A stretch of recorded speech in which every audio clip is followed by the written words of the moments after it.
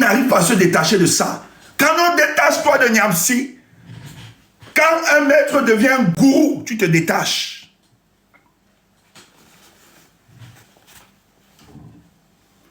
Quand un maître devient gourou, tu te détaches.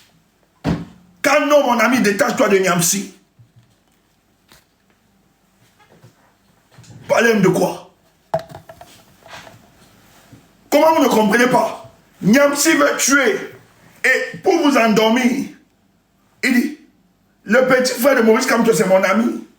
Maurice Kamto, c'est mon cher aîné. Comme si... Mais c'est la manipulation. Le truc de Niamsi, c'est que ça passe. Le gars veut que ça passe tranquille.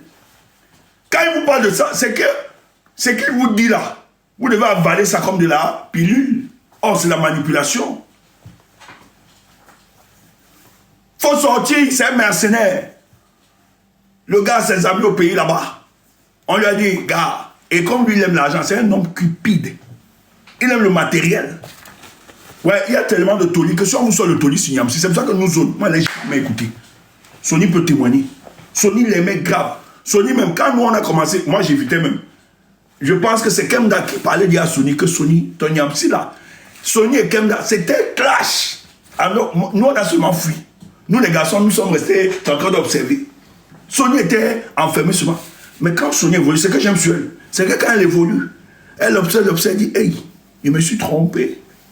Elle a dit, waouh, les amis, je me suis trompé. C'est ce que j'aime sur elle. Quand elle reconnaît qu'elle s'est trompée, elle dit, non, le type là, c'est un mercenaire. Il me dépasse. Mais tellement elle aimait le type qu'elle reste comme ça. Elle dit, elle nous dit ça. Moi, je reste comme ça, des fois, elle dit, qu'est-ce qui s'est passé? C'est quoi ce type? Qu'est-ce qui s'est passé? Quand on était dans le... Elle ramenait les dossiers. Ouais, père spirituel dit ceci. Je ne parlais pas. Elle demandait souvent mon avis. Je dis non, j'ai rien dit. Mais Sony, je ne disais pas parce que je ne voulais pas te blesser. Je restais souvent tranquille par sagesse. Moi, tout ce que je disais souvent que les ancêtres ouvrent tes yeux par rapport à cet homme. Tu m'as vu là-bas. Tu m'as vu là-bas. Ah non, nous là, il ne s'agit pas juste pour nous autres. Pour nous convaincre. Ce n'est pas le discours. Écoute, si quand moi ouvre le direct, si quand moi, la panthère, le gars dangereux là, qui se présente comme combattant, si le gars ouvre sa caméra, vous allez l'adorer. Vous allez croire que c'est un grand combattant. Il te parle là, tu vas dire seulement Alléluia, Amen. Mais ne dis pas seulement Alléluia. Moi, je t'invite seulement. Fais une semaine de travail avec lui. Tu viens nous dire. Fais seulement une semaine, tu viens nous dire. Fais seulement une semaine. Il y a des femmes ici qui peuvent témoigner. Il y a des femmes ici là qui connaissent, qui peuvent témoigner. Qui était ce cops. Elles connaissent qui il est. Il est cynique. C'est l'obscurité. Vous ne connaissez pas. Vous menez le combat. Vous êtes ensemble. Tu as enregistré des amis de combat par rapport à quoi? C'est les attitudes des gars-là. Peut-être que vous ne connaissez pas.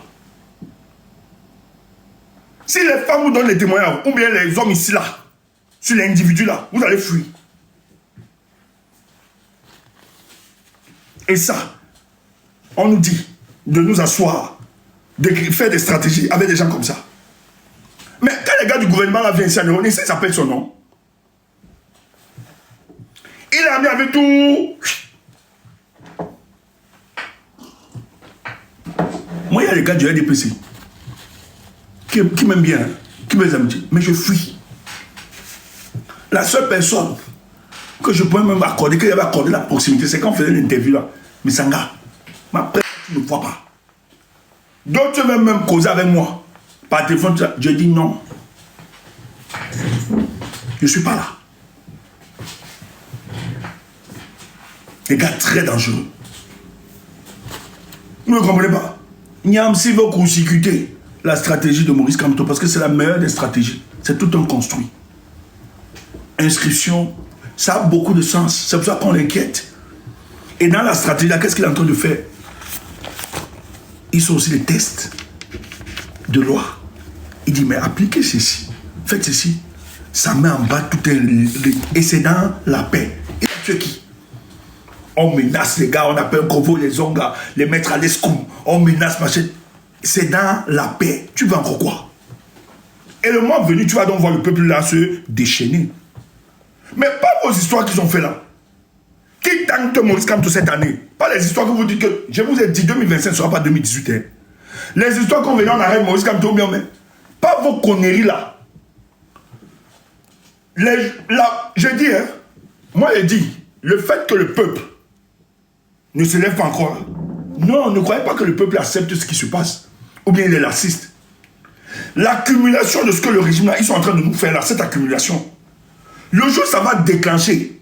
On va dire à Paul Biya qu'il était président dans ce pays pendant 43 ans, il va dire. Chantal Biya, on va lui dire que hier, elle dansait. Elle mettait le cabas avec l'image de son mari. On va lui dire que Chantal, tu avais fait ça. Elle sera dépassée, ça va être comme un rêve. Le peuple là, on sort de loin. Il fallait d'abord, 2018 nous a aidés, enfin de dissocier ceux qui sont les vrais combattants, ceux les vrais politiciens et autres. La sélection naturelle a fait son tri. Vous avez vu que beaucoup se sont disqualifiés par eux-mêmes. Tu as des gens maintenant qui sortent d'autres combattants. Nous, on a salué Macron. On a fait ouf. Vos attitudes vous ont enfermé en 2018. Ils n'arrivent pas au grec. Ils sont peu qui ont réussi à traverser, à comprendre le combat de 2025. C'est de la hauteur. Quand tu vois les autres qui livrent les livres, qui mettent les livres, machin, tu les suis, machin, tu les suis, c'est que c'est les gars qui n'ont pas su se recycler. Ils pensent que c'est encore les histoires de 2018. Et ils oublient que 2025, c'est doté des hommes nouveaux et des femmes nouvelles pour ce combat. Vous êtes les hommes du passé. Nous autres, on a réussi quand même à nous recycler pour exister encore à 2027. C'est pour ça que vous mourrez. Sanji a réussi à se... Voilà. Tu entends ça? Elle a réussi à se recycler. Poitin. 2025, nous sommes les gens du passé. Il y a des révélations. Il y a des révélations. Mais va voir. Il y a quelqu'un qui dit que ce gars s'attaque à Valsero. Mais oui, il attaque. Va voir les gens.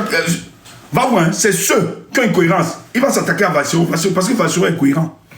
Il va s'attaquer aux gens comme Sanji, à Tchumbu, à Kemta. Il va s'attaquer aux gars qui gardent la cohérence. Va voir. C'est ça. Ils vont s'attaquer à tous ceux qui gardent la cohérence dans ce combat. C'est ça, les gars-là. Et vous croyez que c'est... Mais ils sont payés pour ça. Il est là, il tourne là. C'est ça son objectif. C'est de gâter le combat. De moissir les autres. Parce qu'eux, ils savent. Comme eux, ils sont sales. Ils pensent que tout le monde doit être sale comme eux. Vous avez menti. Voilà la mission. Et il est du côté de ceux... Et il dit qu'il soutient Kamto. Oh, tu as Niamsi qui s'attaque à Kamto. Le même gars pas soutenir Niamsi. Et vous appelez ça combattant. Mais vous ne comprenez pas quoi. Il faut être idiot pour avaler ce genre de truc. En tout cas, la manipulation vous prendra, nous autres. Les miens et les nôtres, nous autres, nous on va échapper ça. Les amis, c'était la sortie de ce soir. Donc vendredi, moi je t'attends. Nous on t'attend. Nous on sera là-bas, à Munich. Voilà. On sera à Munich. Ceux qui veulent me taper là, moi je serai là-bas sur le terrain. Venez me taper. Comme je suis un peureux, venez moi je vous attends là-bas. Venez me taper donc. Moi je serai. Je vous donne le rendez-vous. Ceux qui veulent me voir physiquement, pour qu'on bagarre, on sera là-bas. On vous attend donc pour la bagarre. Peut-être tu ne connais pas. Nous on vous attend. Donc, ne ratez pas ça. Et ne reculez devant personne. Mais Kemda sera là. Elle vous a promis, non? Elle même sera, même les Sony, Tata Sony. En tout cas, Sony, moi, il mange seulement ce que tu prépares. Il t'a dit. Moi, t'attends là-bas. Que notre Père, nous on prie seulement. Notre Père nous t'accompagne. Nous on doit manger ton repas. C'est toi qui vas faire le repas du groupe. Voilà, nous on t'attend là-bas. Portez-vous bien les amis. Merci. Le combat continue. Mettons la pression. Mettons la pression et continuons. Demain, on sera encore en direct. Il y a trop de dossiers. Merci à vous, bonne soirée. Merci pour tous ceux qui ont participé à ce direct-là et qui nous ont accompagnés ce soir.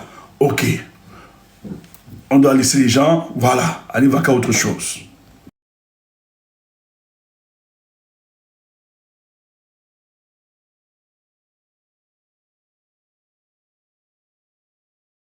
Intéressant que je vous recommande, qui s'appelle Faut-il nationaliser le panafricanisme? Houphouët-Boigny disait, avant qu'on se mette ensemble, il faut voir ce que chacun peut apporter dans la corbeille de la marée. Et il faut tenir compte de nos spécificités.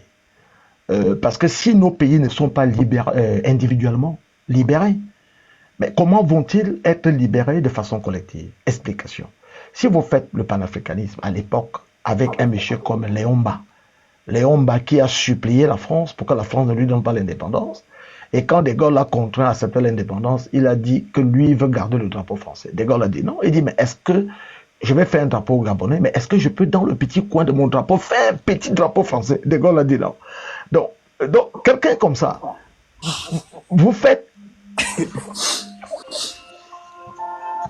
le panafricanisme avec lui. Mais vous n'avez pas les mêmes projets. Vous n'avez pas du tout les mêmes projets. Donc, il faut d'abord t'assurer qu'au Gabon, tu es un président qui représente les Gabonais, etc. En Côte d'Ivoire, c'est la même chose. Houphouët-Boigny ne voulait pas de l'indépendance. Pas là, pas en cet instant. Mais vous ne pouvez pas l'embarquer dans un projet en l'état. Donc, vous regardez, il y a eu deux blocs. Il y a eu ce qu'on appelait le bloc de Monrovia, où il y avait Houphouët, il y avait les gens du Libéria, etc. Et il y avait le bloc de Casablanca, où il y avait des gens comme Sékou Touré, Modibo Keïta, Kwame Nkrumah, Elie Selassie, l'empereur d'Éthiopie, etc. Donc, ils ont fait un compromis. On a dit, voilà, on va faire l'organisation de l'Union africaine à la seule condition que nous nous engagions mutuellement à respecter l'intangibilité des frontières héritées de la colonisation. En français simple, on s'engage à ne pas s'émixer dans les questions de souveraineté des autres nations. C'est à ce prix qu'on a pu mettre sur place ce pan-africain. Mais là-dedans, avec des laquais. Parce que quelqu'un comme Kwame Nkrumah, mais qu'est-ce qu'il a à voir avec un président du Cameroun qui a été biberonné au lait de l'amour de la France? On n'a pas les mêmes visions. Donc, il faut commencer par nationaliser le panafricanisme, mais en quoi faisant? En faisant ce que vous faites, vous. C'est-à-dire, il faut sensibiliser les gens. Il faut passer par l'éducation. Parce qu'un peuple qui est sensibilisé, mais il fait la révolution seul. C'est comme une voiture qui se conduit sans chauffeur. Parce que vous n'allez pas faire la révolution à la place des gens, avec les slogans et des incantations. Il faudrait que les gens comprennent que c'est dans leur intérêt que ça s'est fait. Mais si vous le faites, parce que ça s'est déjà fait par le passé, les gens comme, quand on appelle les gens comme les Oumyoube, les gens comme les Ernest Wendi, on les appelle bandits. Ce n'est pas une invention de Libye Lombe. C'est la perpétuation du narratif du colon. Voilà. On prend un nègre, on lui donne des avantages, parce qu'on sait que le nègre, il aime l'alcool et il aime les femmes, on lui donne ça à profusion, et il commence à tirer sur son frère. Comment on l'appelle Konchu Kobeni, il dit qu'il est étonné que Kamto l'appelle collègue. Mais il voulait que Kamto l'appelle comment? Kamto était un agrégé en droit international. Konchu Kobeni était un agrégé en sciences politiques. En français, on appelle ça quoi? Il devait l'appeler son père. Voilà. Mais pourtant, ils sont de rang, tous les deux. Donc, tu vois qu'on utilise quelqu'un qui t'est proche pour te descendre. Vous avez lu la presse au lendemain des manifestations au moment du non-hold-up électoral. Et on disait quoi? La presse à scandale, la presse à gage au Cameroun. Ouais, l'Ouest a vomi Kamto. Mais Kamto n'était pas le candidat de l'Ouest. Kamto était candidat à l'élection présidentielle. Et il se trouve juste que il est de l'Ouest. Comme moi je suis du Nord sans passer le concours pour y être. On dit non, Kamto a dit qu'il veut passer le concours de Boulou. Mais vous ne comprenez pas le français. Est-ce que moi j'ai passé le concours pour devenir nordiste, etc. Mais c'est ce que Comte voulait dire, voulant dire que euh, le fait d'être né quelque part n'est pas en soi un mérite. Parce qu'on ne vous a pas demandé votre avis. Donc ne me jugez pas là-dessus. Donc, quand on dit panafricanisme de Paul Biya, Paul Biya, lui, il a reçu une autre éducation. D'abord, les musiques que vous et moi, lui n'écoute pas ça. Il a fait ses trucs au séminaire, il doit tout aux Blancs. Il est su, son pouvoir, son pouvoir, il le tient des Blancs. J'avais fait un direct, je ne sais pas si vous l'aviez suivi à l'époque, il n'y a pas longtemps, quand il était en France, Sarkozy allait le voir pour le convaincre d'offrir la gestion, comment tu appelles ça, le tax-free de l'aéroport de Douala et de Yaoundé à son ami pendant 10 ans. Est-ce qu'il n'y a pas des Camerounais capables de gérer les tax-free, etc. Mais on a concédé ça à un Français.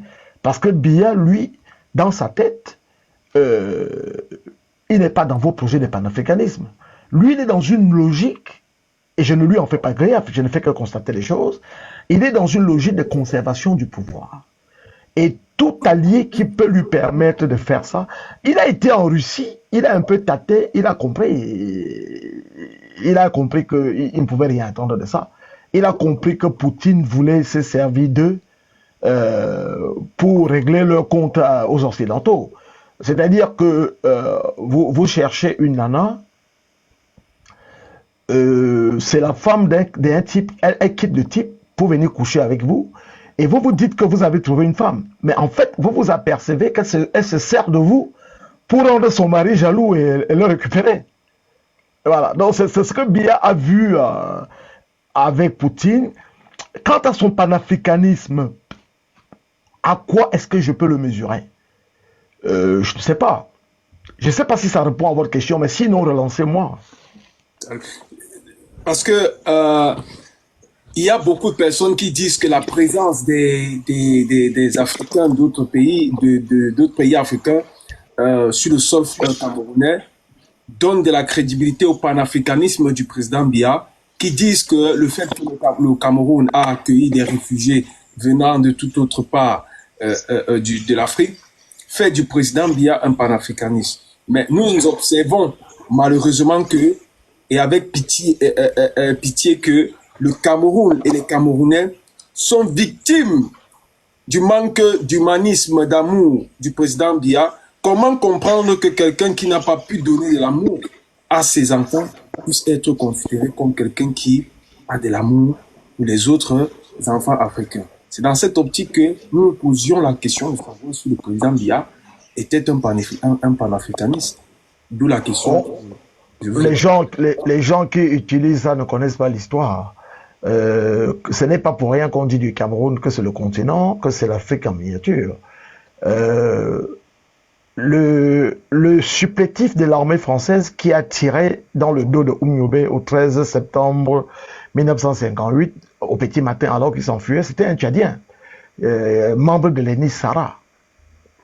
Donc le Cameroun a toujours été une terre d'hospitalité. Je vous ai dit tout à l'heure, quand je convoquais la métaphore des boutiques où les Bamileke travaillaient, je vous ai dit que le Cameroun était un territoire international. Ça, ce sont les statuts de la commission internationale, de la communauté internationale. Donc, au sorti de la guerre, le Cameroun avait un statut particulier. Je parle de la Première Guerre mondiale, 14-18. Le Cameroun avait un statut particulier et le président américain de l'époque, Wilson, avait décrété qu'il n'aimait pas les gens qui conservaient les colonies. Donc, le Cameroun était un territoire ouvert. Le Japon était alors puissance coloniale, parce que ce n'est qu'à partir de la Deuxième Guerre mondiale que le Japon va s'effondrer. Mais à la fin de la Première Guerre mondiale, le Japon est puissance coloniale. Le Japon, la Grande-Bretagne et la France, ils disent que eux, ils veulent rester au Cameroun parce qu'ils veulent se payer sur la bête pour les dégâts qu'ils ont subis. Mais les Camerounais leur ont dit, mais c'est pas nous, nous ne sommes pas responsables de ça. Mais il y avait beaucoup de gens, des Sénégalais qui vivaient. Vous allez trouver des Camerounais avec des noms sénégalais, il y avait des Béninois. Vous avez entendu parler de Suzanne Kalalobé. Sa grande tante était mariée à un Sénégalais, etc. Mais tous ces gens se sont connus au Cameroun. Les premiers chemins de fer au Cameroun, c'est les Sénégalais qui ont travaillé dessus, les gens du Niger, etc. Les gens du Bénin, Togo, certains sont restés au Cameroun, des grands pêcheurs. Un jour, je vous parlerai de la vie de Douala Mangabel. Comment est-ce que les colons allemands allaient au Togo rafler des gens pour venir travailler comme des forçats. On les a même fusillés parce qu'ils ont fait la rébellion, fusillant leurs femmes sur place à Douala. Donc, Biya n'est pas responsable de la venue d'étrangers. Le Cameroun a toujours été une terre. Et puis, moi qui suis du Nord, quand je vais au Cameroun, j'explique aux gens, parce que on me dit, j'étais aidé chez un ami, et il y a des gars qui vendent du soya. Il me dit, mais voilà tes frères Wadjo. Je dis, ah non, ils sont du Niger. Mais comme nous avons le même faciès, on nous assimile tous. Mais il y a des gens que vous prenez pour des Wadjo là-bas, à Yaoundé et à Douala, des gardiens de nuit, souvent ce sont des Tchadiens. Mais comme ils ont le même faciès que les nordistes, vous dites que voilà, ce sont des nordistes. Donc ce n'est pas de son fait. Mais voilà, excuse-moi, qui est au courant, la révolte des soldats du Dahomey, bravo. Donc ce n'est pas de son fait à lui. D'abord, l'emplacement géographique du Cameroun a toujours fait de lui un pays en proie à des migrations africaines. Si vous venez chez moi à Bagno, vous avez là-bas des noms comme les Konaté, vous avez trouvé là-bas des noms comme les Keita, mais ils ne sont pas de là, mais ils y sont depuis 1830. 1830. Voilà. Mais ce sont les Camerounais maintenant. Voilà. Et c'est de là où vient le nom Keita, parce que Keita et Konaté, c'est la même chose, en Bambara. Donc, il y avait l'histoire, nous dit qu'il y avait un monsieur qui s'appelait Keita, non, il s'appelait Konaté, voilà. Non, c'est Keita. Et il avait épousé une femme qui ne lui donnait pas d'enfant. Et les gens ont commencé à le traiter de stérile. Voilà. Donc il est parti et il est venu s'installer à Bagno. Et il a épousé une femme, ils ont fait 7 enfants. Alors, les gens de chez lui qui sont venus faire le marché là-bas ont constaté, ils sont rentrés au pays dit Konaté. C'est-à-dire qu'il n'est pas impuissant. Donc, du coup, le nom de Keita et Konaté devient la même chose. Donc, voilà la petite parenthèse anthropologique. Donc, le Cameroun a toujours attiré, il y a des Nigérians, des Ibo qui sont installés là-bas depuis des années, qui vivent à l'intérieur du pays. Vous avez trouvé des Camerounais avec des noms nigérians, parce que les parents eux-mêmes sont nés au Cameroun. Donc, ce n'est pas au crédit de Paul Biya, ce n'est pas davantage au crédit d'Aïdjo, parce que pendant la colonisation, il y a des gens qui fuyaient la colonisation aux Zaïre, ou bien Congo-Brazzaville, où on coupait les mains, venaient se cacher au Cameroun, dans l'anonymat. Des gens qui partaient de ce qu'on appelle l'Ubangui Chari, c'est-à-dire actuelle République centrafricaine, venaient se cacher au Cameroun, etc. Vous allez voir, constater qu'en Guinée, en République centrafricaine, vous avez les Manguissa, vous avez les Bororo, vous avez les Baya, que vous retrouvez au Cameroun aussi, etc. Donc ce n'est pas le fait des Biya, c'est d'abord le fait de la location géographique du Cameroun, pays à l'intersection du golfe de Guinée, mais c'est aussi au fait de notre richesse, mais aussi de notre dynamisme. L'année dernière, j'étais à un mariage d'un jeune Camerounais qui s'appelle Sioué. Il a épousé une Congolaise, la nièce de la femme du président actuel de RDC. Donc, ces gens sont allés au Cameroun pour voir d'où sort le gars qui va épouser leur fille. Alors, ils m'ont dit, mais nous avons vu des gens qui travaillaient partout. Ils disent, mais les Bamileke travaillent dur. C'est le Congolais qui parle. Et il me dit, si nous avions ça au Congo, au lieu de passer le temps à danser, mais on serait loin. Voilà, et j'ai versé une larme parce que ça me fait du bien d'entendre comme ça des gens qui disent du bien de mon pays. Voilà, donc ce n'est pas le fait de Paul Biya. Je sais que les gens du RDP sont très forts pour la récupération, mais c'est pas de son fait à lui. Et il faut dire que de tous les temps, on a eu... Est-ce que vous savez qui avait les Bamileke au Nigeria? Parce que quand il y a eu le roi Njoya montant au trône, il a eu affaire à l'ancien collaborateur de son père, Nbankom, qui avait assuré avec sa maman la régence. Mais quand Joya veut l'écarter, il entre en dissidence et il s'en va avec près de 2 millions de partisans. Donc Joya se retourne vers l'Amida de Banyo, mais certains aussi du Nigeria. Les Bamileke qui faisaient du commerce là-bas, qui vendaient des colas, on va les embarquer de force pour les mettre dans l'armée. Donc certains vont fuir, ils vont se retrouver au Nigeria. Aujourd'hui, ils parlent à Oussa. Bon, ils reviennent de temps en temps, mais ils parlent plus le truc. Donc ce sont des phénomènes qui n'ont rien à voir avec la supposée posture panafricaniste de Paul Biya. Merci pour ces éléments de réponse, hein, Monsieur Dupont, parce que il y a beaucoup de personnes qui sont dans l'amalgame et qui, comme vous dites souvent, sont dans beaucoup de récupérations, surtout les petites mains de la dictature du régime Biya et parfois même les membres du RDPC. Pour sortir la dernière question concernant Monsieur Biya et revenons au personnage qui nous amène d'ailleurs ici ce soir, c'est de savoir est-ce que selon vous, vous pensez réellement que le président Biya serait candidat aux élections présidentielles, vu tout le tapage médiatique qui se fait autour de sa personne, l'appel à la candidature, X et Y, les ceci, les motions de soutien. Est-ce que vous pensez réellement que le président Biya serait candidat à l'élection présidentielle? Mais on ne change pas une équipe qui gagne. Et on ne change pas une stratégie qui a payé. Mais rappelez-vous de ce que je vous ai dit en début de programme. Le souci de Biya, c'est celui de sa sécurité.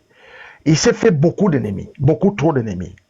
D'abord, dans sa zone, dans son aire géographique, culturelle. Si il avait l'impression que sa sécurité et celle des siens étaient assurées, il partirait. Mais le meilleur moyen pour lui de se protéger, c'est de conserver le pouvoir. L'autre possibilité, il va se faire élire. De toute façon, il sera candidat. La question est de savoir, ira-t-il au bout de son mandat? Il sera candidat, il sera élu. Ça, je peux vous dire. Alors, la question, c'est qui nous intéresse. Est-ce qu'il va aller au bout de ce nouveau mandat ou alors, en cours de mandat, il va procéder à une gymnastique constitutionnelle pour laisser le pouvoir soit à son fils, soit le renvoyer au Grand Nord avec Alamine May. Alamine May qu'il a élevé en partie et qui est une des rares personnes à le tutoyer et qu'on appelle souvent le grand frère de Franck. Parce que Biya, quand on étudie son comportement politique, il n'aime pas agir sous l'urgence. Lui, il a son calendrier. On l'appelle le maître des horloges. Il a son calendrier, il a sa stratégie, qui ne dit pas au sien. Parce que ce qu'un Ngongo fait là, Biya sait que c'est de la gesticulation. Biya sait qu'un Ngongo couche avec sa femme. Biya sait aussi que Ngongo fait ce que lui il a fait à Ahidjo. C'est pour ça que des choses comme les gens comme Hervé Emmanuel comme il n'aura jamais rien parce que Biya l'a déjà cerné. Qu'est-ce que Biya a fait à Ahidjo? Ahidjo a dit à sa femme, j'ai choisi Biya parce que c'est lui qui est politiquement vierge. Il ne s'intéresse pas à la politique. Parce que Biya a fait ce qu'on appelle en sciences politiques, il a fait l'âne pour brouter le foin. Il a laissé entendre à Ahidjo que le pouvoir ne l'intéressait pas. Or, le pouvoir l'intéressait. Donc quand tu commences à faire ce genre de choses, l'excès des ailes que fait Ngongo là, Biya il lit à travers ça, parce que c'est comme ça que lui il a capté le pouvoir. Voilà, donc il sait, on l'a informé, il sait très bien que machin, donc il est en train de réfléchir à la possibilité, c'est pour ça que j'appelle mes frères, mes amis de l'Ouest, je leur dis, ne menacez pas les bêtises, ne dites pas que si on vient, on va vous faire ça, on va vous faire ça. Ça vous fait peur aux gens. Nous sommes dans la stratégie. Voilà.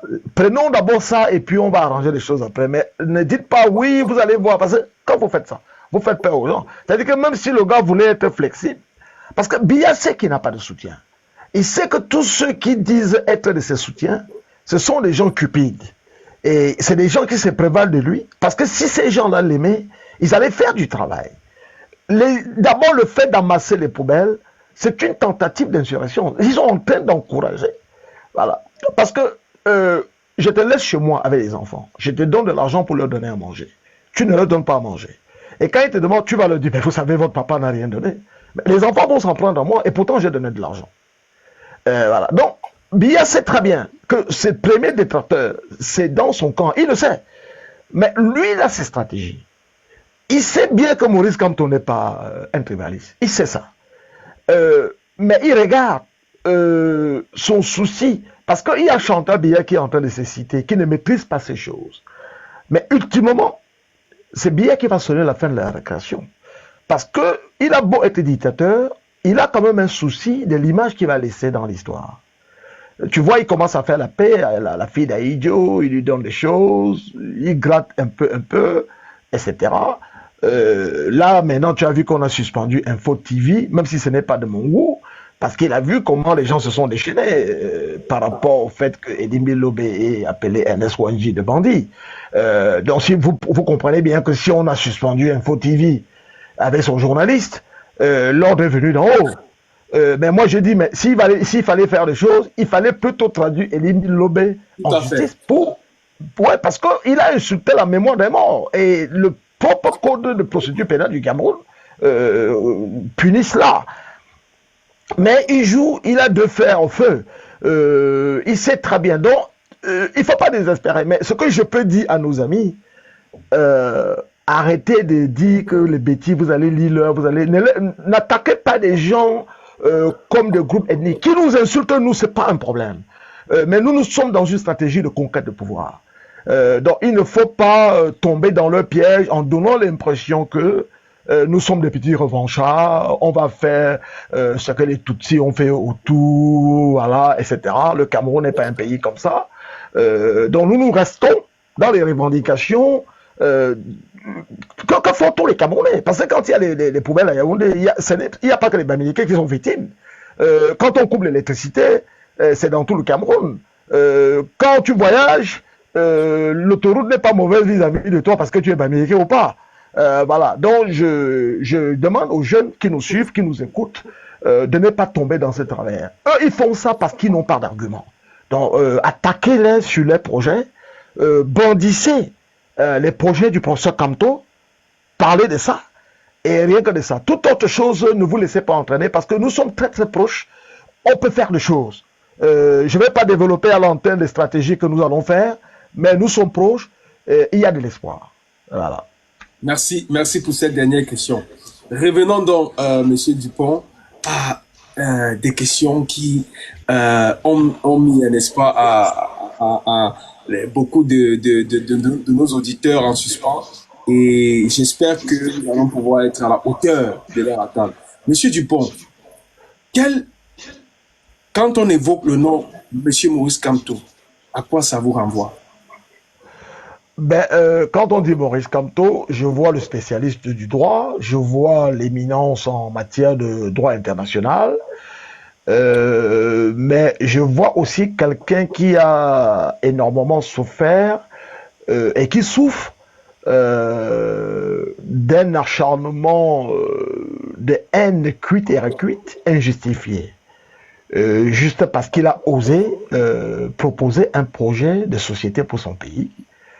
Et il est victime d'un procès d'abord de patronyme, parce qu'il s'appelle Kamto, dont il est Bamileke. Donc il est victime de ce truc. Il est ensuite il est coupable d'avoir osé se mêler à ces questions. C'est-à-dire comme s'il était un citoyen de seconde zone, n'ayant pas droit de chapitre, n'ayant pas voix au chapitre.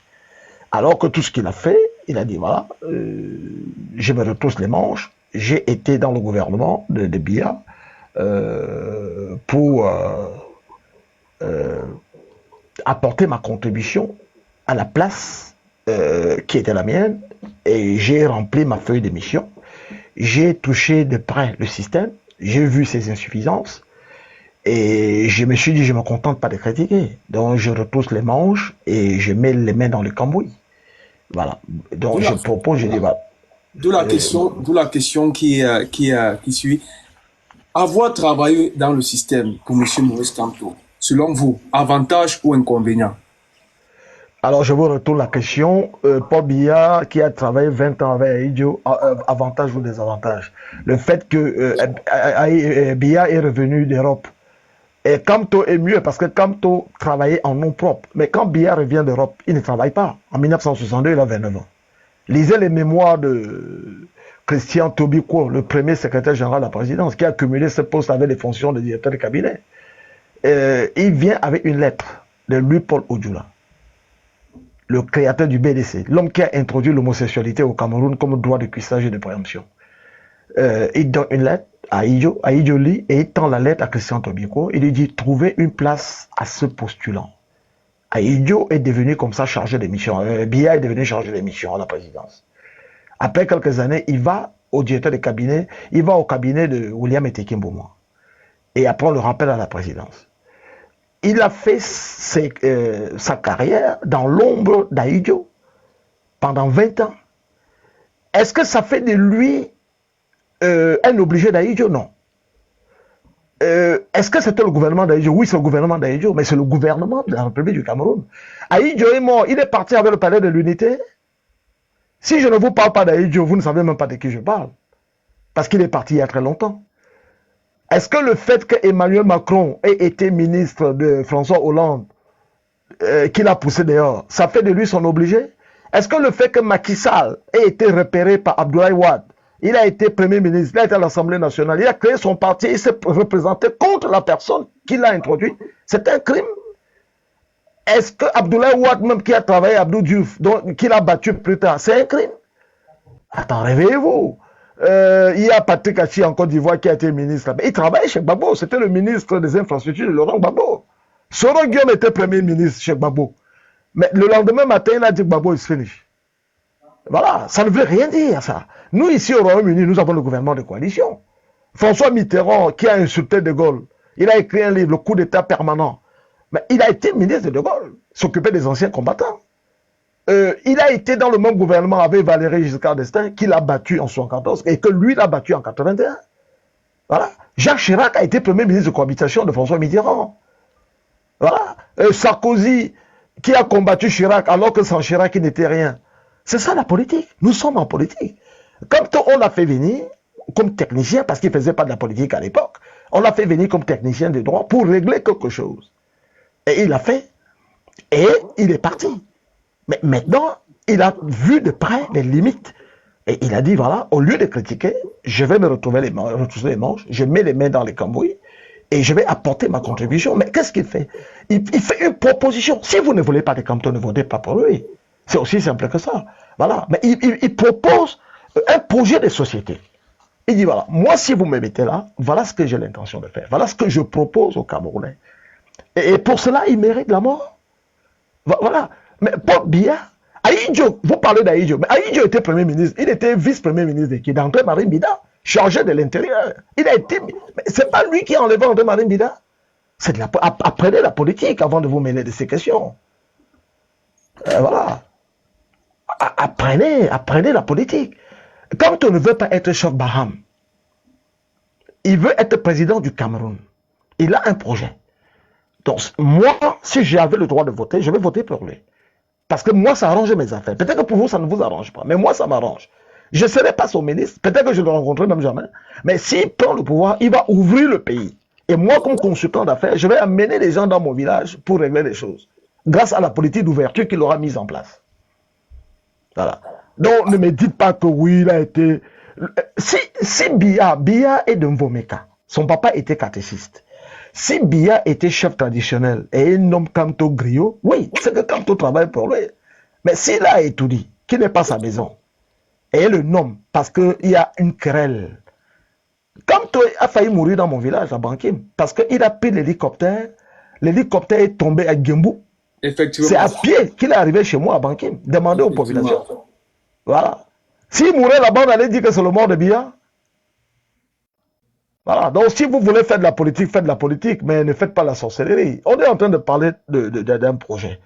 Il a un projet de société qui me correspond, moi qui ai voyagé. Et je vois que s'il fait ça dans mon pays, et il a dit que sa priorité, c'est l'énergie. On ne peut rien faire en matière d'économie si on n'a pas réglé la question de l'énergie. Voilà. Et moi, quand j'entends ça, j'applaudis. Parce que j'aime mon pays. Voilà. S'il y avait quelqu'un d'autre qui a un meilleur programme que Kamto, je voterai pour lui. Je n'allais même plus jamais prononcer le nom de Kamto dans ma bouche. Mais pour le moment, c'est son programme qui m'arrange et j'appelle, j'explique les gens et je parle aux étrangers. Voilà, je parle aux étrangers et je leur explique de quoi il est question. Donc laissez-nous vos histoires, on parle de politique, parlons de politique. Si vous avez un meilleur programme au RDC, au DPC, montrez-nous ça et dites-nous que Kamto c'est un menteur. Je vais vous écouter.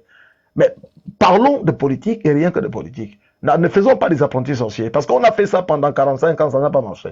Donc changeons de disque. Merci, monsieur. Merci de ces éléments de réponse. Je dis toujours cela parce que, comme vous avez pu constater, l'audimat ne fait qu'augmenter. Il y a beaucoup de personnes qui ont certainement des préoccupations dans ce sens et je pense qu'ils trouvent des éléments qui peuvent étayer la réponse à leurs attentes. Alors, monsieur Jean-Pierre Dupont, j'aimerais également savoir, parce qu'en 2018, vous avez initié vous avez été porteur d'un projet et qui a débouché sur une collecte de fonds pour le MRC. Est-ce que c'est parce que, déjà, on aimerait savoir dans quel but et on aimerait savoir, est-ce que c'est parce que vous avez estimé qu'en 2018, le professeur Maurice Kamto avait été bien évidemment le vainqueur de l'élection de 2018?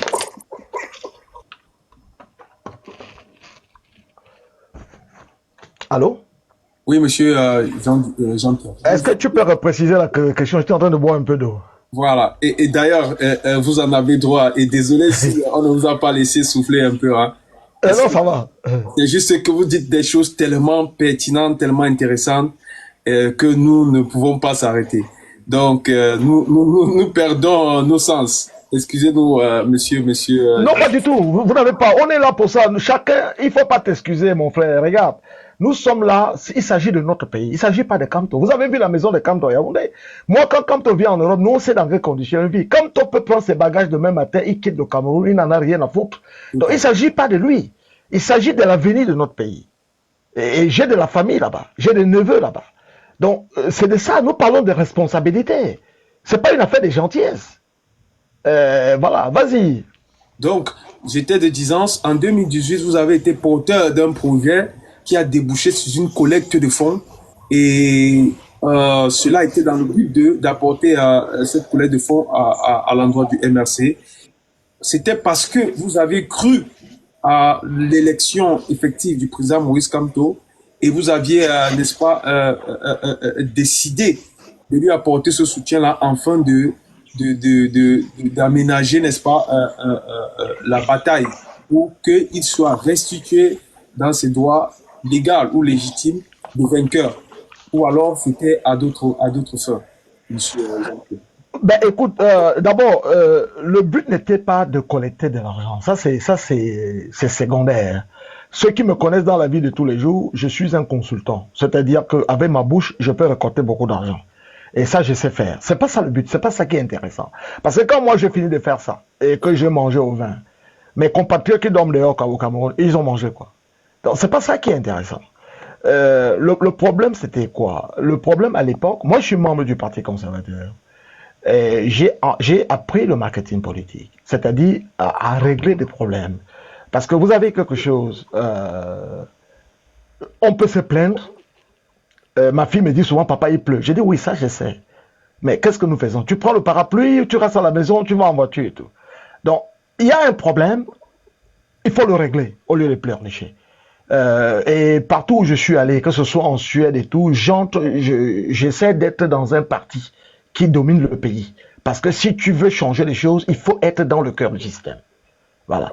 Quand j'arrive quelque part, j'habite là où habitent les Blancs. Je ne vais pas habiter là où sont les Noirs. Je vais à côté d'eux. Parce que c'est eux qui règlent le problème. Et puis je fais des choses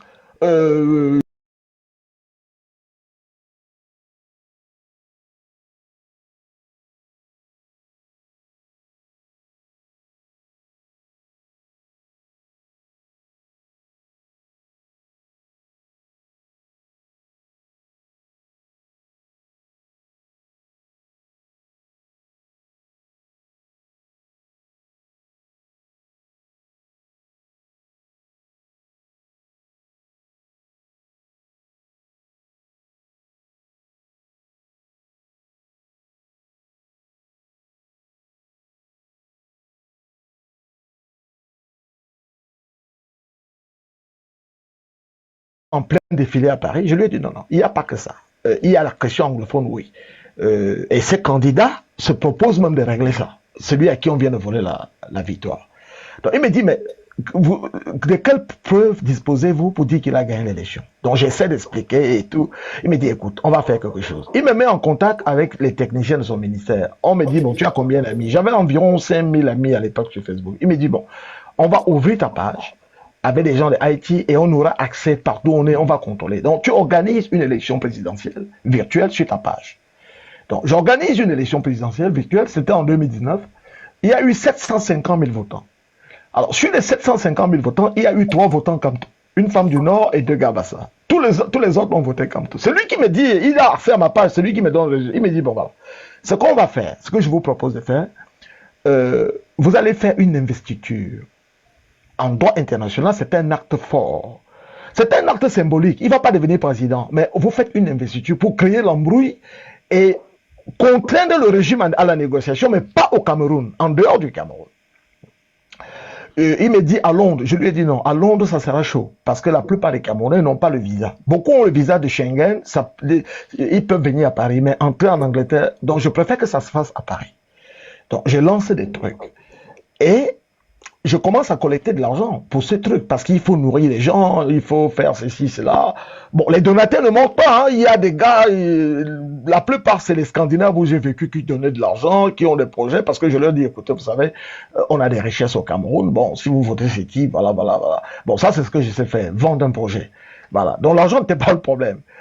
Le projet a été, j'ai présenté le projet aux gens du MRC.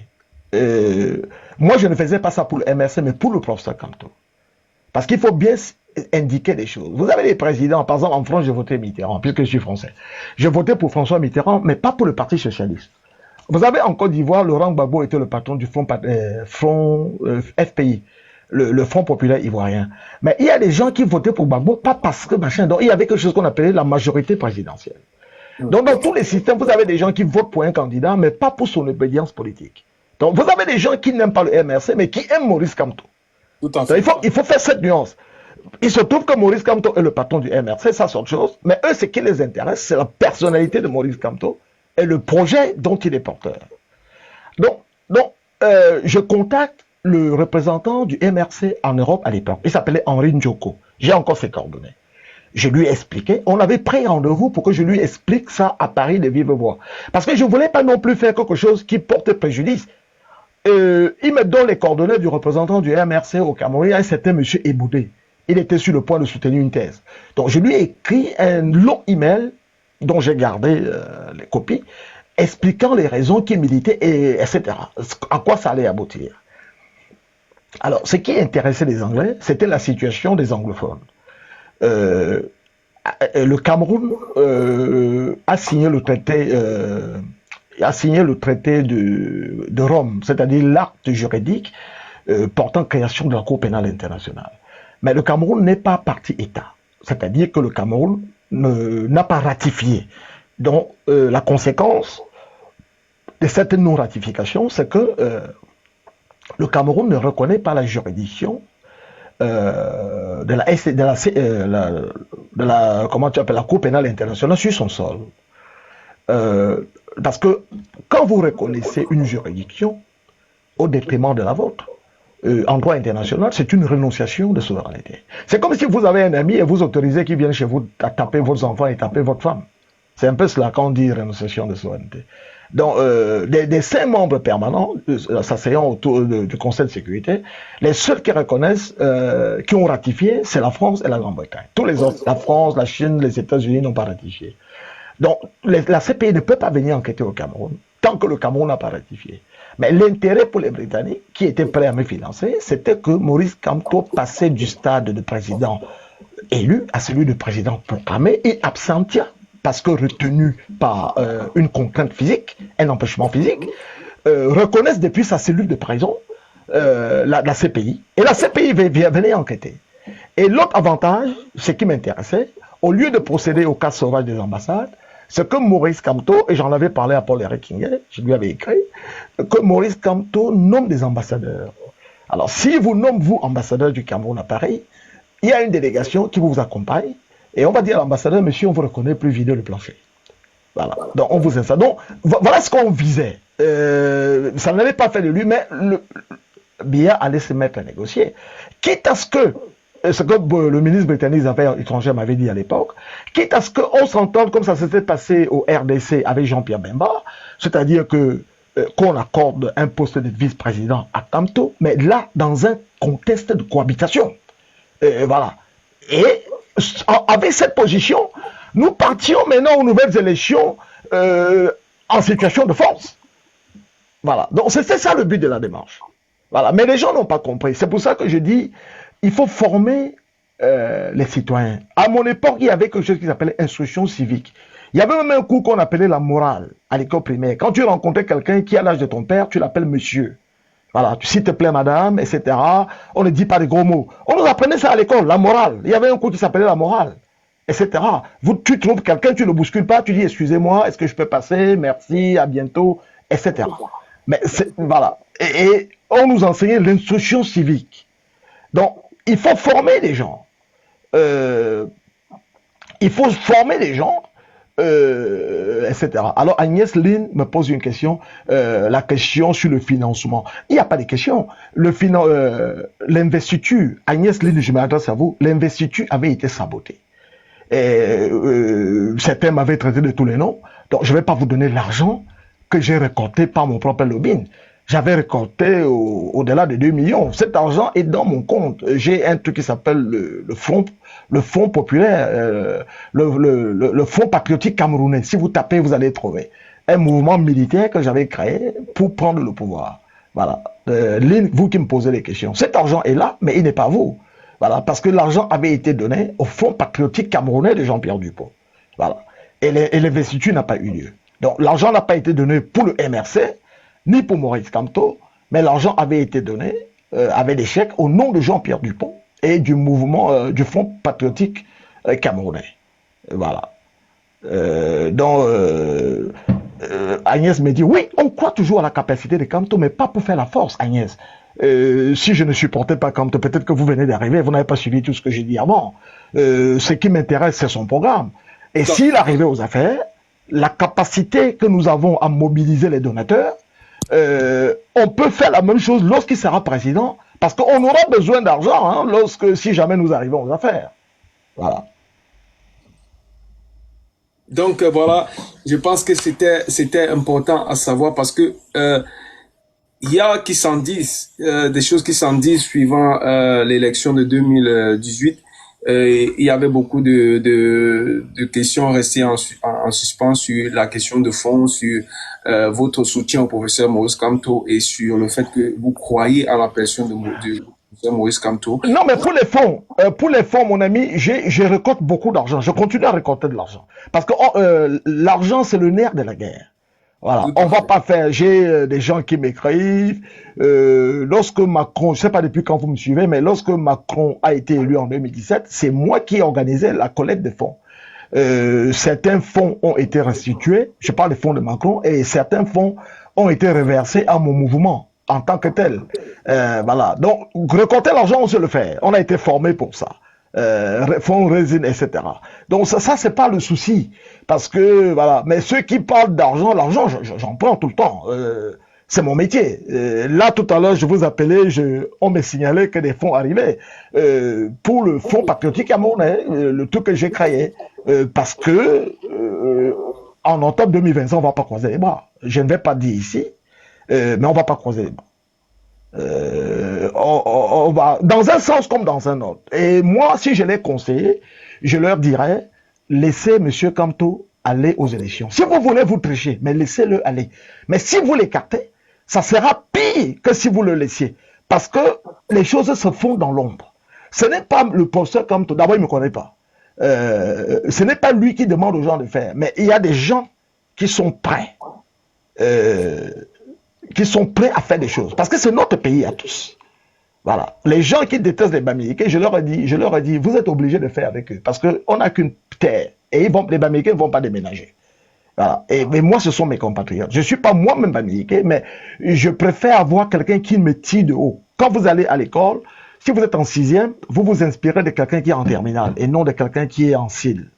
Voilà. Et tous les pays du monde ont leur bamileke. En France, ce sont les Bretons. En Angleterre, ce sont les Écossais, etc. Voilà. Donc, tout peuple a un autre peuple qui le tire vers le haut, que ça vous plaise ou pas.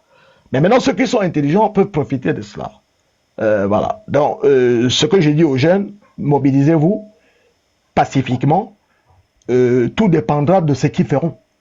Si Kamto est autorisé à aller, allez voter. Mais si on tente de l'écarter, il y aura une réponse appropriée que je ne vais pas développer ce soir. Justement, Monsieur Dupont, cela m'amène à poser la question de savoir pourquoi est-ce que le RDPC entretient la psychose selon laquelle le professeur Moïse Kamto ne serait pas candidat ou alors n'aurait pas de possibilité à devenir candidat aux élections présidentielles. Selon vous, quelle est la raison fondée? Oui, mais ça, c'est le b.a.-ba de la science politique. Le pouvoir ne s'octroie pas, il ne se donne pas, il s'arrache. Si vous convoitez la femme de quelqu'un, il ne va pas vous donner sa femme, allez l'arracher. Il y a un de participants, un James Pabro, qui me demande si je pense que le MLC va atteindre la barre de 10 milliards. Mais ils ont déjà dépassé la barre de 10 milliards, je l'ai dit en début. Et il y a des financements, parallèles. Voilà, je dis pas la suite, mais comprenez. 10 milliards, on les a dépassés dès les premiers 14 jours. Hein. C'est James Pabro. C'est pas un problème, ça. Ça, c'est l'accessoire. Non, pour répondre à ta question, personne ne vous donne le pouvoir. Je vous ai parlé des 7 000 milliards que j'ai le pouvoir par an. Vous pensez qu'ils vont vous abandonner sans les gaietés de cœur? Il y a des gens qui ne savent rien faire de leur vie depuis 45 ans. La source des revenus, c'est le pillage du pays, le pillage des ressources. On a honte. Quand vous, nos enfants, vous nous demandez on va faire quoi, on a honte de vous répondre. Parce que nous sommes un peu responsables de ce qui arrive. Parce que au lieu de vous concentrer sur ce qui est essentiel, oh, tel a couché avec tel, oh, on a filmé. Attendez. Alors vous travaillez pour Paul Biya. C'est pour Paul Biya que vous travaillez. Parce que s'il y a un changement, vous ne connaissez même pas le potentiel que regorge notre pays. Le potentiel que nous avons. Le Cameroun, c'est pas n'importe quel pays en Afrique. C'est un très très grand pays. Nous sommes des enfants d'Aïdjo. Hein. Et quand on arrivait en France, dans ces années, quand on disait Camerounais, même dans les universités, on ne nous prenait pas pour n'importe quoi. Voilà. Donc, nous avons passé 43 ans pour rien. Ce n'est pas grave. C'est quoi 43 ans dans la vie d'un pays? C'est un intermède. Les hommes sont passagers et le pays est éternel. Mais nous avons du potentiel humain. Plus de 70% des Camerounais ont moins de 25 ans. Nous avons un potentiel humain formidable. Quand je vois des jeunes comme vous, l'initiative que vous prenez à m'inviter, à faire... C'est pour ça que je vous ai dit, autant de fois que vous m'inviterez, je viendrai. Voilà, parce que ce que vous faites, vous le faites dans le but de l'intérêt général. Voilà. Et un jour, la nation vous sera reconnaissante. Voilà, une chose à la fois. Donc, gardez espoir. Parce que le professeur Kamto, il est porteur d'espérance. Il faut l'écouter, ce qu'il dit. Et il dit que lui n'est pas né, avait écrit sur le front président de la République. Mais il dit aussi que si vous voulez vraiment le changement, il viendra de vous. Alors quand on comprend français, on comprend ce que... Mais le professeur Kamto n'est qu'un porte-parole. Voilà. C'est le vecteur par lequel arrivera le changement. Voilà. Donc, il a fait des propositions. Un Camerounais nouveau, avait des potentialités pour tout le monde. Si Kamto arrive demain, il ne va pas partager à chaque Camerounais $1 million avec une montre en or. Non, il va ouvrir le pays pour que vous ayez la possibilité de faire les choses qu'on vous empêche de faire maintenant. Voilà. Si tu as un champ à Fumban, ou tu es chez moi à Bankim, tu as fait ta plantation, tu peux écouler ta marchandise à Yaoundé en une journée parce qu'il y aura des infrastructures pour cela. Si tu es malade, tu pourras aller à l'hôpital. Voilà ce qu'il va faire. Mais ne pensez pas que quand tu viendras, moi qui vous parle, je serai Premier ministre, je serai ceci, non. Il va ouvrir le pays. Chacun dans son domaine. On ne viendra pas te raqueter, te dire que oui, tu n'as pas fait ceci, non. Voilà ce qu'il nous propose. Et chacun aura sa place. Il y a suffisamment de place au Cameroun pour tout le monde. C'est ce qu'il propose. Tu veux aller à l'école, tu auras des possibilités pour cela.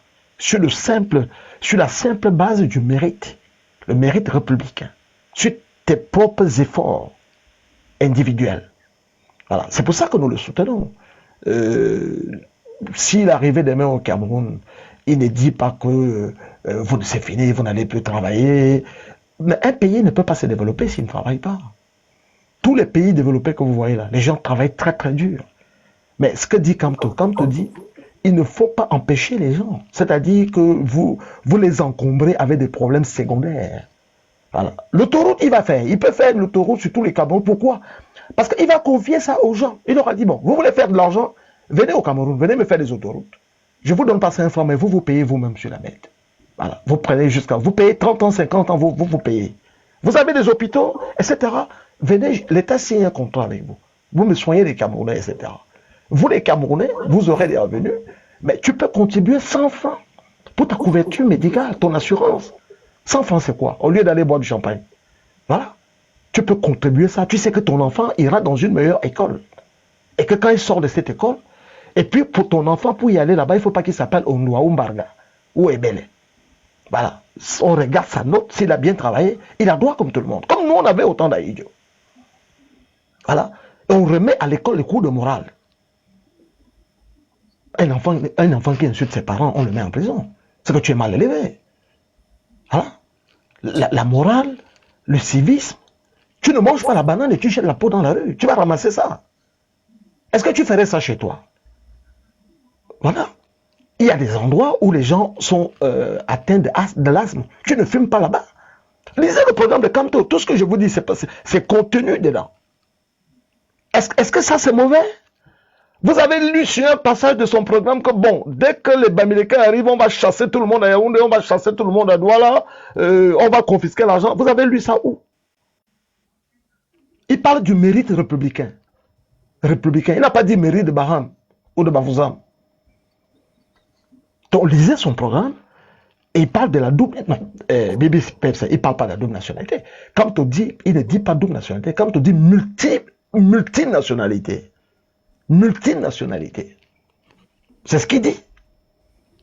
Pour ouvrir la route. Quand on dit que si tu as 1000 nationalités et que parmi ces 1000 nationalités, tu as aussi la nationalité camerounaise et tu dis que bon, moi j'ai choisi le Cameroun comme footballeur et tout. Quand on dit que tes autres nationalités, moi je ne connais pas ça. Voilà.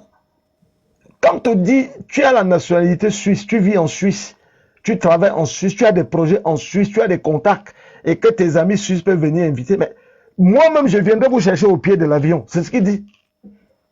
Parce qu'en ce moment, vous avez des gens qui vont au Cameroun, ils vont rencontrer le président, ils font 6 mois, ils sont découragés, ils partent. Quand ils arrivent en France, on leur dit, mais allez en Côte d'Ivoire. Alassane vient les prendre à l'aéroport. Dès le lendemain matin, 9h, le projet est déjà opérationnel. On te dit, la Côte d'Ivoire dépasse au Cameroun.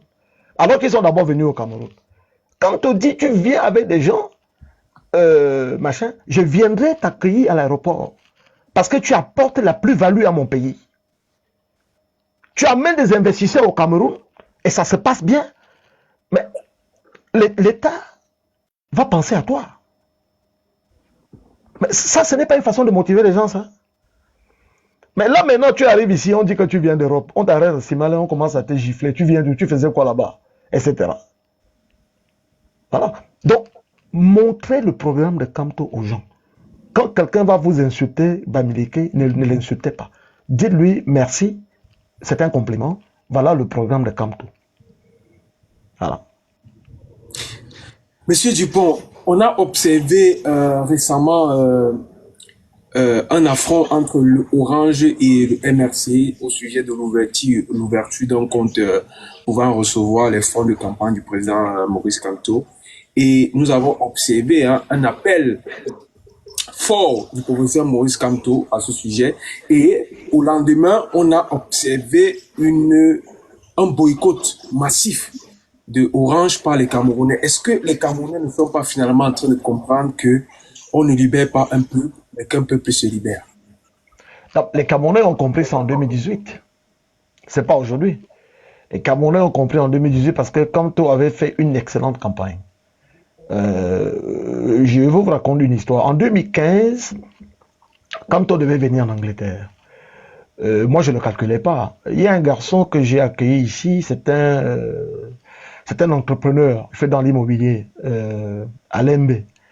Je l'avais accueilli dans les années 90 et il a gardé pour moi un respect à la limite de l'idolâtrie. Et il m'appelle, il me dit, grand frère, parce que c'est lui qui faisait venir Kamto ici. Il me dit, non, il y a Kamto qui vient, bon, comme toi tu fais dans les histoires politiques, est-ce que tu peux venir? Je dis, non, non, non, non.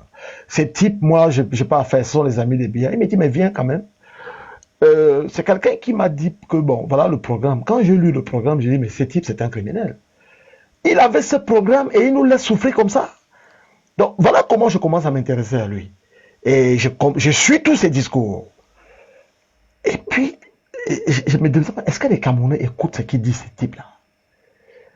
J'ai commencé à le suivre. Et quand les gens qui disent, je leur ai dit, vous ne connaissez, je l'ai étudié, parce que je suis anthropologue, c'est mon métier d'étudier l'homme. Mon activité consiste en cela. J'ai pris le temps. J'ai compris que c'est quelqu'un de très rusé. C'est quelqu'un de très rusé, mais de très subtil. Mais c'est aussi quelqu'un qui sait affronter, comment on va appeler ça, qui a la résilience. Voilà. C'est-à-dire que savoir faire front à l'adversité, mais en donnant l'impression de ne pas y faire. Donc, vous savez, j'ai analysé son nom. En anthropologie, son nom est composé de deux. Kamto, c'est un morceau de bois qu'on met dans le feu, mais qui ne se consume pas. Ça, c'est en bamileke, hein, en anthropologie bamileke. Voilà la signification du nom de bois. Morceau de bois qu'on met dans le feu. Mais qui ne se consume pas. Non, qui ne se consume pas. Voilà ce que veut dire Kamto. Donc, vous savez que les noms sont prémonitoires. Alors, on ne donne pas de noms pour rien. Les noms ont une signification. Si vous étudiez l'anthropologie bamileke, vous allez voir ce qu'on appelle les faux noms. Les faux noms, c'est des noms qui ne sont pas destinés à être des noms de personnes. Donc, si vous prenez Tagne, en bamileke, ça veut dire le père de jumeaux. Prenez Magne, c'est la maman des jumeaux. Mais il y a des moments où on appelle Magne, Magnécie, c'est-à-dire la mère de Dieu. Parce que le fait d'avoir donné naissance à deux enfants, c'est un fait inhabituel. Donc, on lui donne ce nom-là. Mais les Magnes ici aussi sont les voyantes. Donc, mais vous avez des gens qui s'appellent Tagne aujourd'hui. Mais c'est anormal. Parce que ce n'était pas un nom. C'est une description. Vous avez des gens qui s'appellent Kuaté. Kuaté, c'est le vice du roi. C'est-à-dire que quand le roi entre au lac pour faire l'apprentissage du métier du roi, il va avec son vice-président. Tu as vu comme quand le président américain constitue un ticket avec son vice-président en cas d'élection. Donc tu as plein de noms comme ça, machin. Mais le nom de Kamto, c'est un nom que les parents ne donnent pas. C'est-à-dire que quand l'enfant naît, on entre en conclave parce qu'on sent chez cet enfant un parcours pas comme pour tout le monde. Voilà. Donc, si vous demandez aux anthropologues qui étudient les questions d'anthropologie bamileke, ils vont vous dire ce que je vous dis. Kamto, morceau de bois qu'on met dans l'eau, dans le feu et qui ne se consume pas. Sans vouloir vous couper, monsieur Dupont, c'est un peu comme on raconte l'anecdote sur le nom de monsieur Jean-Marie Bida. Oui, allez-y. Ouais, on dit de lui qu'il était un enfant exceptionnel de par son nom déjà, son nom avec une signification particulière. Bida, je crois, quelque chose comme ça. Vous parlez d'André-Marie Bida? Tout à fait. Oui, Mbida, ça veut dire, Mbi, d'abord, ça veut dire la liane sur laquelle on construit la maison. Exactement, c'était voilà. Ça. J'avais fait un direct sur ça, je ne sais pas si tu avais suivi. Oui, justement, je crois que c'est chez vous. Je crois que c'est chez vous. Oui. Voilà, il avait des prédispositions, machin. Donc, vous voyez quand vous lui dites des mots méchants, regardez les interviews. Sa colère, c'est un sourire. C'est-à-dire, quand on lui dit quelque chose de désobligeant, il sourit un peu. Et André-Marie Mbida était comme ça. Donc, vous avez ces genres de personnes qui sont prédestinées à une vie exceptionnelle. Mais dans le même temps, l'autre signification, c'est le guide.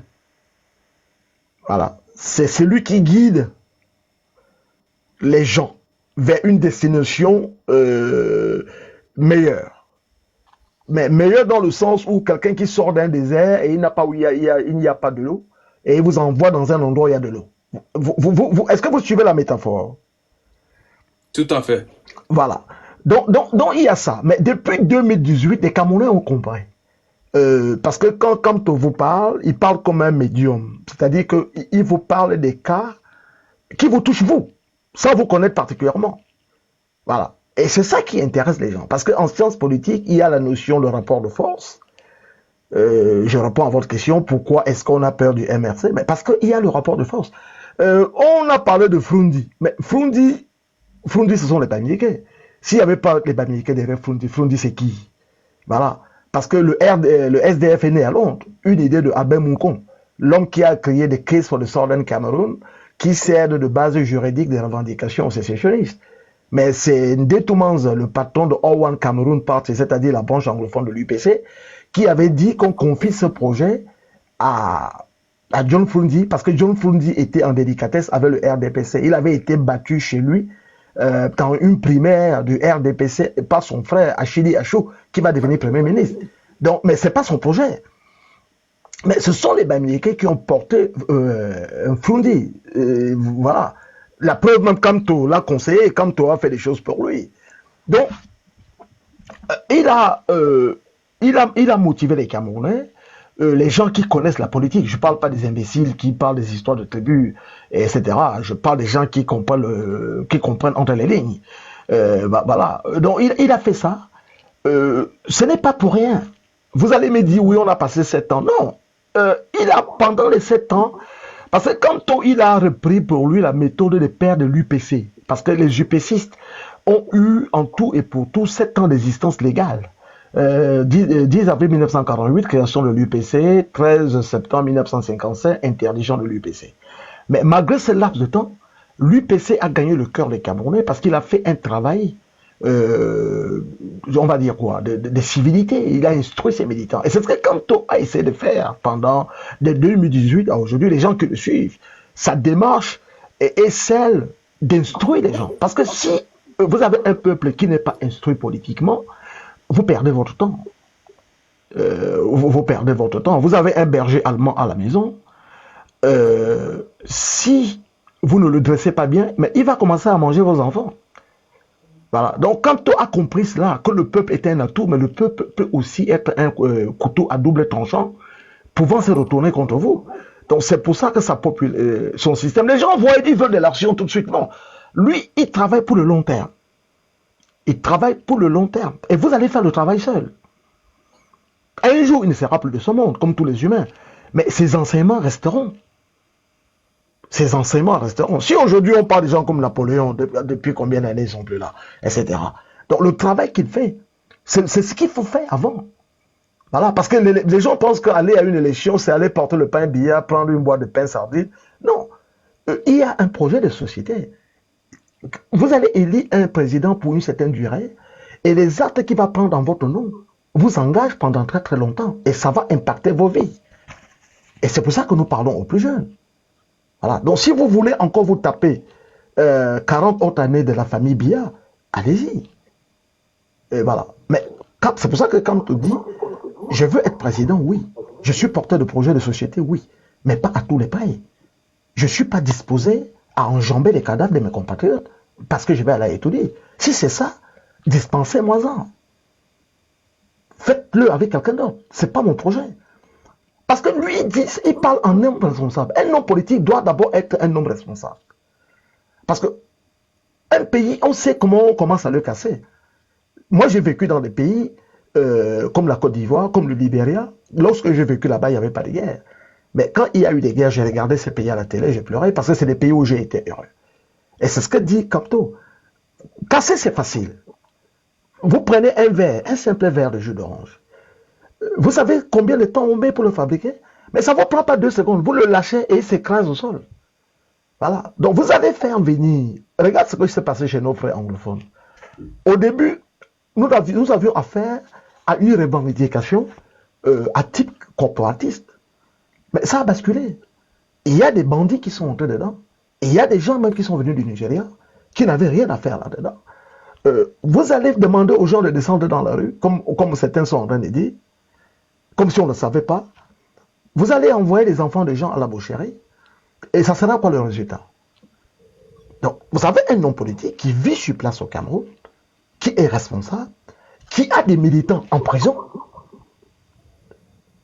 il sait ce qu'il faut faire. Donc, écoutez le programme de Kamto, si vous ne l'avez pas encore lu, lisez-le, distribuez-le, et nous verrons ce qu'ils vont faire. Merci énormément, Monsieur Jean-Pierre Dupont. Je pense que moi-même, je suis, il faudrait l'avouer, hein, je suis stupéfait de la quintessence de votre connaissance. Agnès, il y a Agnès Lynn. Agnès, vous pouvez m'écrire et je viendrai. Partout où on m'invitera, je viendrai. De Gaieté de Cœur. Agnès Lynn. Nous sommes dans le même combat. Vous me faites signe, je viendrai. Voilà. Voilà. Donc, je pense que ceci n'est qu'un début d'une longue suite d'interventions de M. Jean-Pierre qui pourra apporter des interventions sur différents cas qui concernent le Cameroun. Parce que notre préoccupation, c'est le Cameroun. Moi, j'ai toujours dit et je l'ai toujours martelé dans tous mes lives, mon problème, c'est le Cameroun. Donc, Monsieur Jean-Pierre Dupont, nous allons poursuivre peut-être par 2 ou 3 dernières questions qui nous restent. D'accord. Et vous laisser souffler parce qu'on vous a retenu depuis 17 heures, il faut le dire. Et nous vous remercions déjà de votre apport et de votre patience. Donc, je voulais enchaîner avec cette question de savoir, Monsieur Dupont, on dit les gens disent, ceux qui sont, et comme vous l'aviez mentionné tout à l'heure, c'est peut-être de bonne guerre, mais des gens disent que le professeur Maurice Kamto serait néocolonialiste ou alors france-africain. Quelle est votre lecture, non seulement politique à ce sujet, mais aussi en tant que personne de la société civile? Mais tout à l'heure, j'ai commencé à vous recommander un bouquin qui pose la question de savoir s'il faut nationaliser le panafricanisme. Le panafricanisme n'est pas quelque chose d'homogène. Il faut tenir compte des réalités. Ce qui se passe au Mali, c'est pas la même chose au Cameroun. Kamto n'est pas malien, il n'est pas burkinabé, il n'est pas du Niger. Il est né à Bafoussam. Il a fréquenté au collège Saint-Thomas d'Aquin et moi j'ai fréquenté plus bas, des années plus tard, au collège polyvalent chez Ngaïwan. Ceux qui connaissent Bafoussam, c'est ça de quoi je parle. Donc, on fait des choses en tenant compte de la réalité. Et la réalité, elle est laquelle? Le Cameroun n'a pas été une colonie française, elle n'a pas été une colonie de quiconque. Elle était un protectorat allemand. Au Cameroun, le Mali, je connais, j'ai de la famille là-bas, anthropologiquement. Au Mali, il n'y a pas 10 ethnies. Le Cameroun, c'est un peu plus de 250 ethnies. Le Cameroun, c'est pas le Burkina Faso, c'est pas le Niger. Donc, comme ce n'est pas parce qu'il y a Kémy Seba ou je ne sais qui d'autre qui va venir et puis du jour au lendemain, quand on va commencer à dire que je suis panafricain, il est panafricain à sa façon. Parce que vous oubliez qu'il a enseigné dans ce pays, dans des universités là-bas. Et souvent de façon bénévole.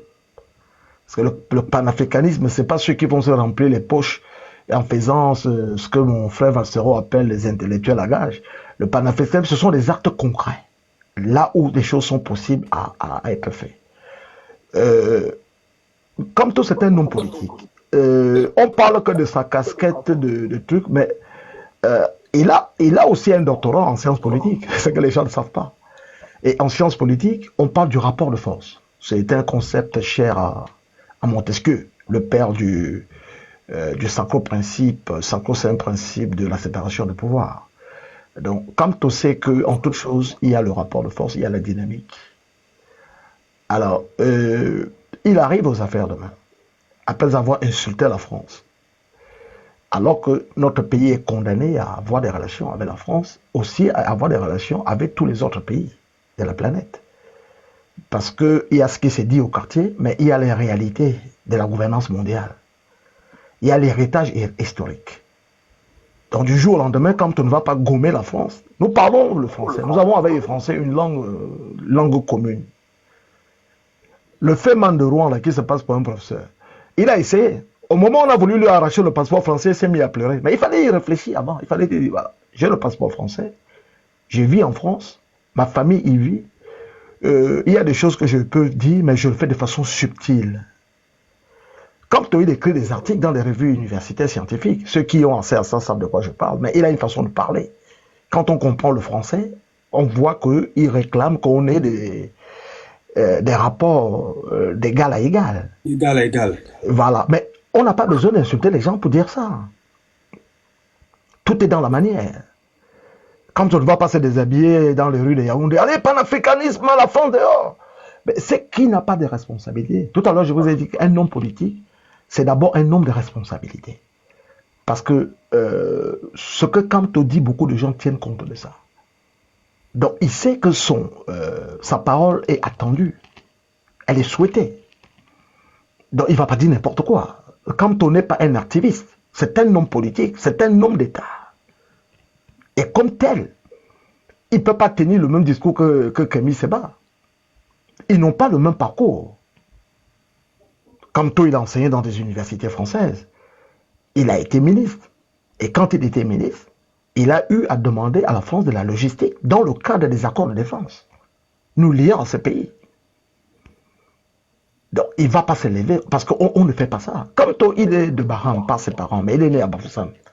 Vous pensez que Kamto va se dire que, bon, moi, mes parents étaient de Baham, j'emmerdais les gens de Banganté?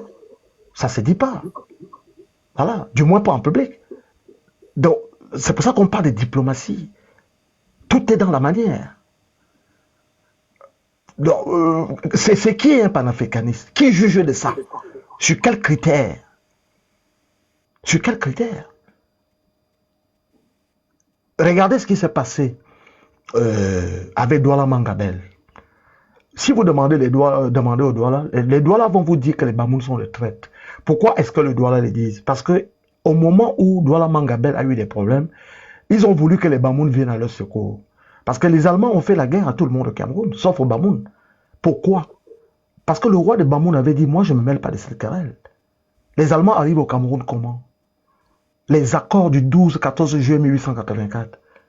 Mais on dit accord germano-douala. Donc c'est vous qui avez signé les accords avec les Allemands. Cameroun même, ce n'était pas le nom du Cameroun. Cameroun, c'était le nom de Douala. Le premier nom de Douala, c'est un nom anglais, Cameroun Town. Et plus tard, les Allemands vont dire Cameroun-Stadt. Stadt en allemand, c'est ville. Donc on dit les accords germano-douala, ça ne concerne pas les autres Camerounais. C'est pour ça que Njoya a dit, je ne signe pas. Vous venez nous appeler à l'aide. Mais quand vous signez les aides, on était où? Tout à fait. Voilà. Donc, Tout à fait.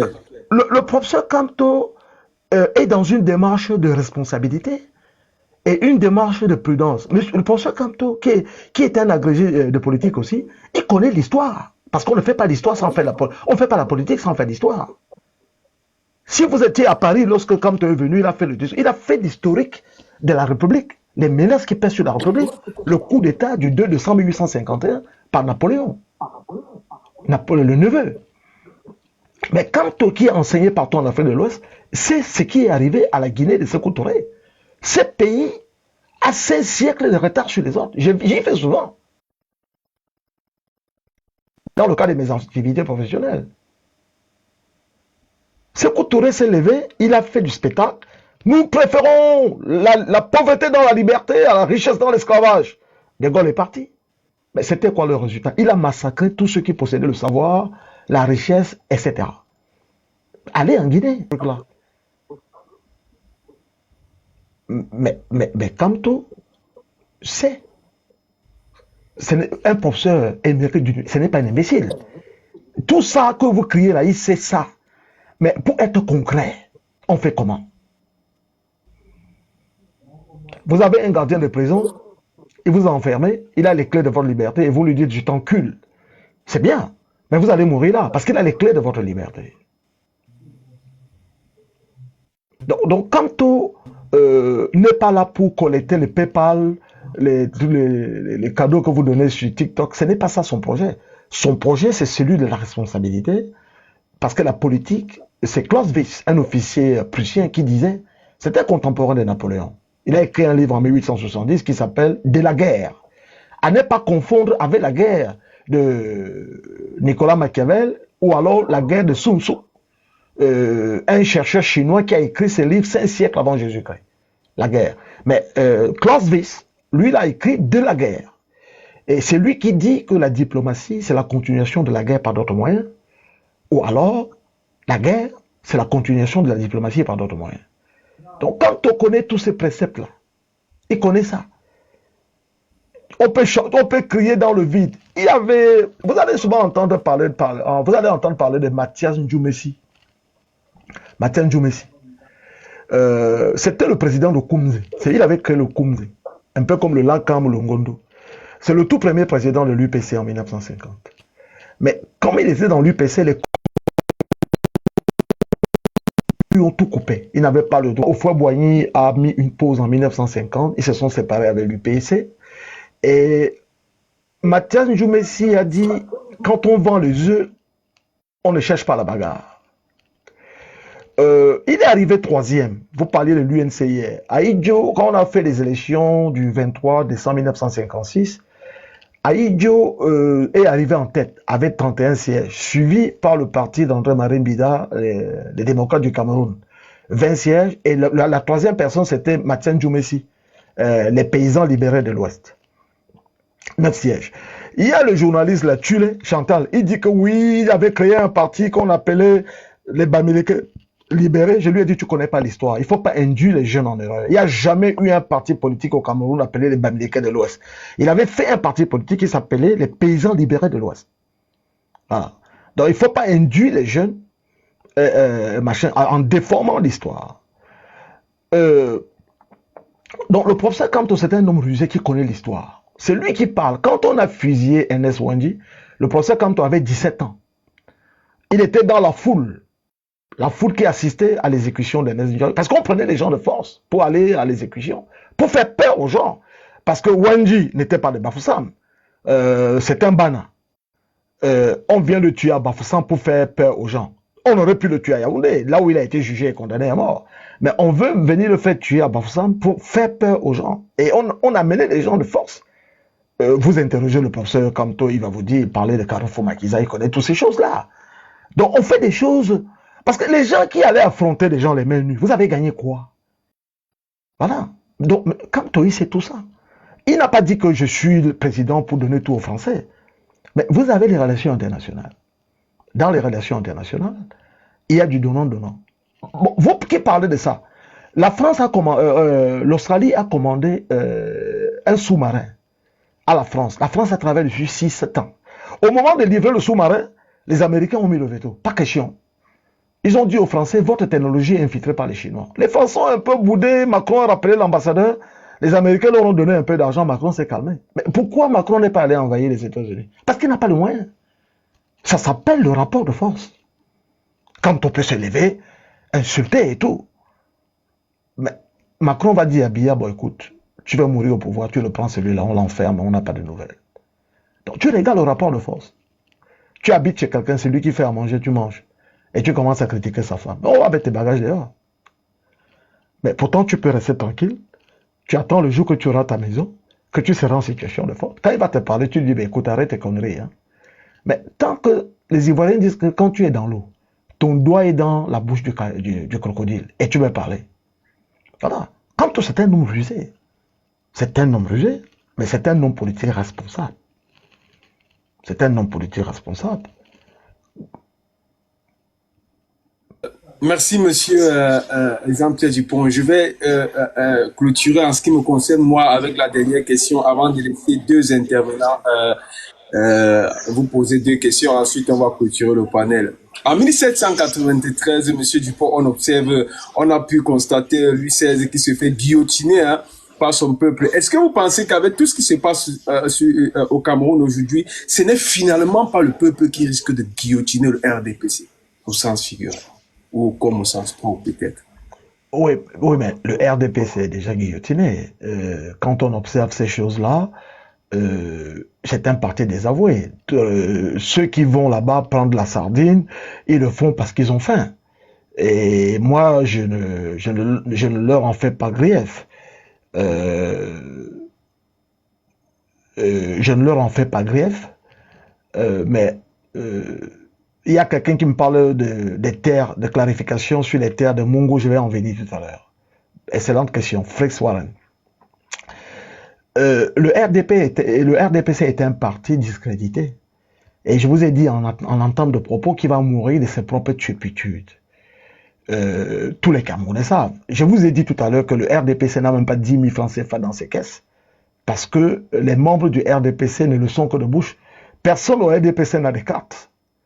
Vous trouvez quelqu'un... Parce que les gens viennent au RDPC pour se faire de l'argent. Ils ne viennent pas au RDPC pour apporter de l'argent. Ils n'ont pas 10 000 francs CFA dans la caisse. Ils n'ont même pas de siège. Le siège qu'ils occupent là, c'est quelque chose qui appartient à l'État. Ils n'ont jamais construit de siège. En 40 ans, ils étaient au palais des congrès, on les a chassés. Voilà. Donc, c'est un parti... Vous posez une question excellente. Il a été créé à l'instar de ce qui s'est passé au Zaïre. Est-ce que vous vous rappelez du symbole du drapeau zaïrois? C'est la flamme. C'est un flambeau.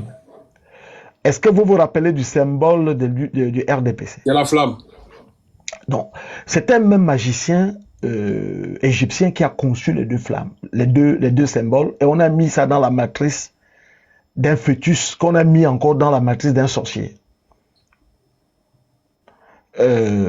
Ça va, les systèmes vont se... Mobutu, quand il est mort, son parti, c'était le MRP, le Mouvement de Révolution Populaire. Il est mort avec son parti. Biya va disparaître avec ce machin, pour répondre à votre question. Merci. C'est un truc... Vous avez vu, je parle souvent de démocrature, c'est-à-dire qu'un système autocrate qui se dote d'institutions fantoches hermétiquement verrouillées, mais à l'apparence d'un état de droit, pour abuser de la bonne confiance des bailleurs de fonds et se donner un vernis de respectabilité et de fréquentabilité.